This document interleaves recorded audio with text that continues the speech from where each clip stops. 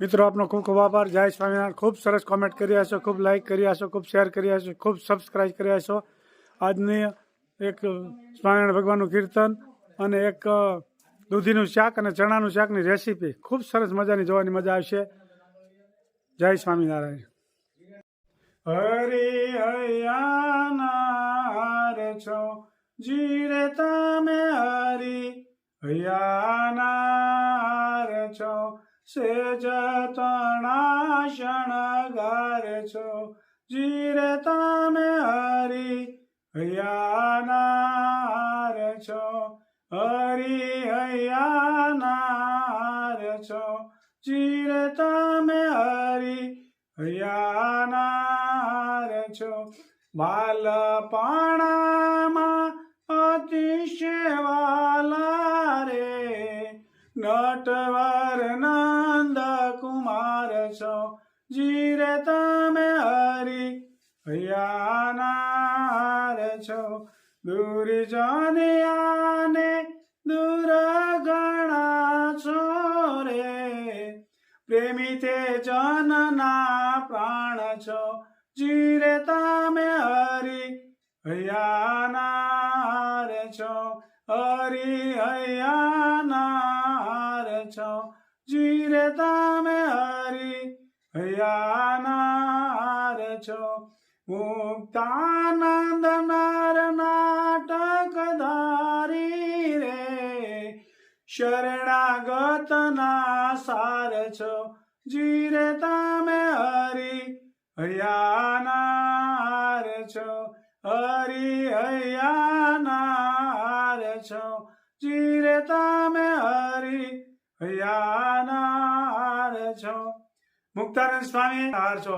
મુક્તાનંદ સ્વામી એકેય દી સ્વામિનારાયણ ભગવાન વગર તો એક કલાકી નો રેખતા એવા મહાન સંત હતા। બ્રહ્માનંદ સ્વામી, પ્રેમાનંદ સ્વામી, નિષ્કુળાનંદ સ્વામી એટલા બધા મહાન સંત હતા કે સ્વામિનારાયણ ભગવાન વગરના તો એક 5 મિનિટે નો રેખતા એવા મહાન સંત હતા। અને મુક્તાનંદ સ્વામીએ કહ્યું તો કે હરિ તમે અમારા હૈયાના હાર છો, તમારી વગર તમે રહી ન ગયા, આવા મહાન સંત હતા।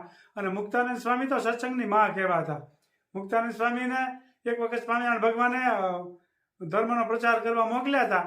પછી એ કે તમારે ચીકણી વસ્તુ તીખું તળેલું વસ્તુ કાંઈ નહીં ખાવાનું એવી રીતનું કીધું, એટલે કે કાંઈ વસ્તુ અનાજ કાંઈ માગવાનું નહીં ક્યાંયથી।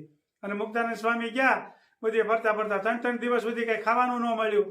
અને પછી એક કોઈ બ્રાહ્મણ આવ્યા છે 50 હતા એનો હારે બધા સંતો, અને ક્યાંય ખાવાનું તેમ હાલવાની શક્તિ નથી રહી। એક જણે કીધું કે અમારે અહીંયા જમવા આવશો તો એ ગયા બધાય।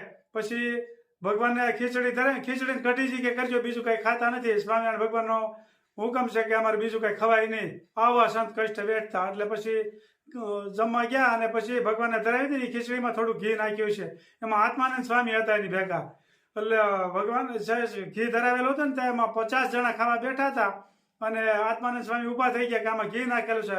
ભગવાને કીધું છે કે આ ન ખવાય, તો આત્માનંદ સ્વામી સીધા ગજડા વૈયા ગયા એની ફરિયાદ કરવા। મુક્તાનંદ સ્વામી કે તમારા વાયરા દોરામાં નથી। પછી કે શું થયું, એ કે ઘી નાખવાની ના પાડી છે ને તો ઘી વાળું મીડાશ ખાવા। પછી બધા સંતોને લઈને મુક્તાનંદ સ્વામી ગઢડામાં આવ્યા હતા। આત્માનંદ સ્વામી સ્વામિનારાયણ ભગવાનને બધું કહી રાખ્યું હતું। પછી મુક્તાનંદ સ્વામી કે 4 દિવસના ભૂખ્યા સંતો હતા અને આજે ખાલી ભગવાનને તો કોઈ ખીચડી ન ધરાવે, એમાં ઘી નાખવું એટલું જ હતું, બાકી કોઈ ઘી કે કાંઈ ખાધું નથી। પછી સ્વામિનારાયણ ભગવાન એનું સાંભળીને કે તમે તો પરમહંસોને તમે તો બચાવ્યો, એનો જીવ બચાવ્યો એમ કરીને ભેટી પડ્યા।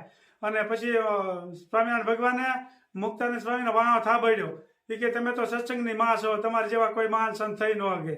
પછી આત્માનંદ સ્વામી શાનમના બેહી ગયા અને ખબર હતી કે એટલા બધા સંતો હેરાન થતા ભૂખ્યા થતા, ભગવાનને ધરાવ્યું હોય એટલી ખીચડી ઘી નાખ્યું, એમાં કાંઈ ખાવા વાંધો નહીં। જય સ્વામિનારાયણ। શું કામકાજ ચાલી રહ્યું છે? દૂધી દાળનું શાક, ટમેટા અને કાચો સંભારો બનાવવાનો જો છે। સરસ મજાનું તમારે બપોરે રોટલો ખાવો છે કે રોટલી ટમેટો?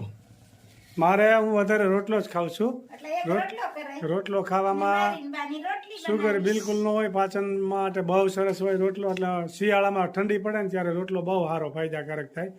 એટલે 2 ટાઈમ મારે રોટલો ખાવાનું ચાલુ કરવો છે। અને તાપ પડે ને ત્યારે રોટલો ન હાલે, તડકામાં હા, ત્યારે શિયાળામાં રોટલી વધારે. હાલે। દૂધી અને ચણા અને ટમેટા સરસ મજાનું શાક બની ગયું છે। પાચન પચવામાં એકદમ હળવું। પૂછવામાં હળવું ને ખર્ચામાં હળવું ને દૂધી વાંચી હોય તમારી બેન પણ અહીંયા થાય છે ઓ દૂધ કાંઈ મોંઘી ન હોય સસ્તા આવે છે ને હાવ એમ તો કાંઈ સસ્તા નથી હો 10 ની દૂધી આવે છે નાની એવી મોટી ને 20 રૂપિયા કાચા ટમેટાનો સંભારો બહુ મસ્ત લાગે કાચા ટમેટાનો પાકલ ટમેટાનો એ શાકમાં નાખ્યા હોય બહુ મસ્ત સ્વાદિષ્ટ થાય ઝીણા ટમેટા શાકમાં નાખી ને ખાટું મીઠું શાક બહુ વધારે થાય એમાં ખટાશ વધારે હોય ઝીણા ટમેટા એ ક્યાં ગયા ટમેટા બારા પીડ્યા છે ને હા ટમેટામાં નાખ્યા ને બે હવે ઝીણા ટમેટા આગળ વાળી એટલે એ તમને આગળ બતાવું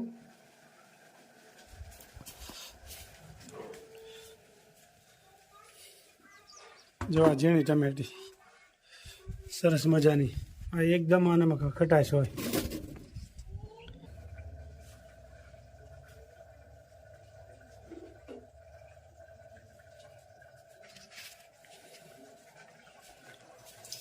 આમાંથી સંભારો વઘારવાનું કામ ચાલુ છે કાચો સંભારો આવી રીતે સંભારો વઘારે કાચા ટમેટા એનો સંભારો બહુ મસ્ત બને જોઈ શકો છો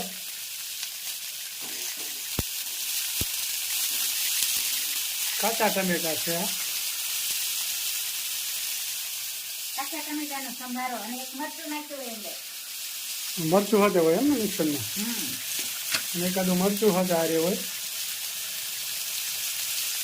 આ બધી કાઠિયાવાડી રસોઈ છે દેશી ખાણું અને ઘરના ટમેટા હો દવા બવા વગરના મસ્ત વાડીએથી લઈ આવ્યા આપણી આ દેશી ખાણું કહેવાય દેશી ખાણું દેશી પેલા દૂધીનું શાક બહુ કરતા હવે તમે ઓછું ખાવ એટલે ઓછું કરે દાળ વાળું તમને ભાવે ને એટલે આપણે દાળ એટલે વાળું ચણા નાખીને ભેગા દાળ ચણાની દાળ એટલે મસ્ત થાય એટલે અને હા આ ફર્સ્ટ ક્લાસ લાગે સંભારો તો તમને આ રસોઈ કેવી લાગી એની કોમેન્ટ તમે કરતા રહેજો અને નવું કોમેન્ટ પાછા જણાવતા રહેજો કે આ નવું હું બનાવીએ તમે કઈ નહીં નવું જણાવો તો અમારે પાછું હું બનાવું એ અમને કઈ ખબર નહીં પડે